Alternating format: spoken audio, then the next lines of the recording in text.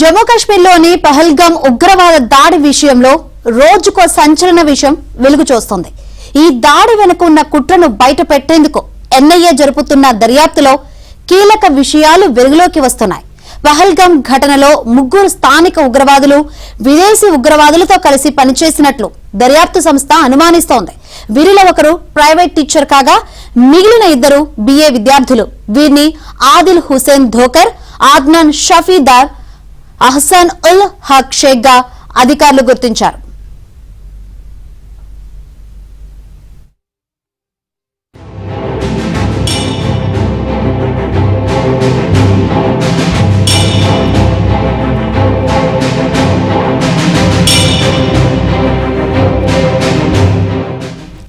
April 25 నుంచి ఆదిల్ హుసేన్ ధోకర్ అదృశ్యమైనట్లు అతని తండ్రి పోలీస్ స్టేషన్ లో ఫిర్యాదు చేశాడు. దర్యాప్తులో ధోకర్ తీవ్రవాద ర్యాంకులో చేరాడని, పాక్ లో శిక్షణ తీసుకున్నాడని తేలింది. కాగా ధోకర్ శంసీపోరాలోని MMI స్కూల్లో ప్రైవేట్ టీచర్ గా కూడా పనిచేస్తున్నాడు.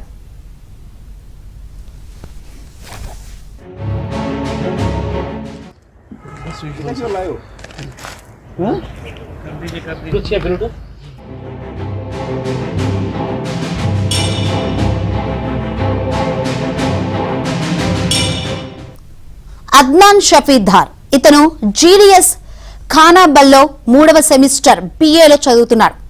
ఓ యాక్టివ్ టెర్రరిస్టు ప్రేరణతో అద్నాన్ JEM ఉగ్రవాద సంస్థలు చేరినట్టు తెలుస్తోంది. కశ్మీర్లో పలుమార్లు స్థానికేతర కార్మికులను చంపడం వెనుక కూడా అద్నాన్ హస్తమున్నట్లు అనుమానిస్తున్నారు.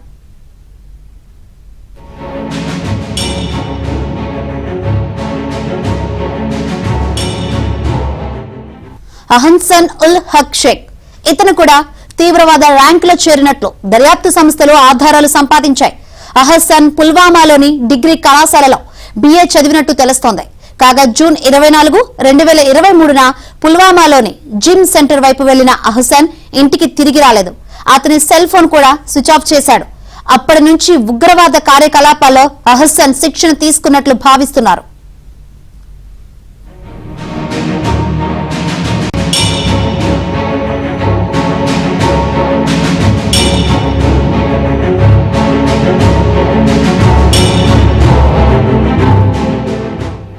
వీళ్ళు 3 పహల్గామ్ ఉగ్రదాడిలో కీలక పాత్ర పోషించినట్లు అనుమానిస్తున్నారు.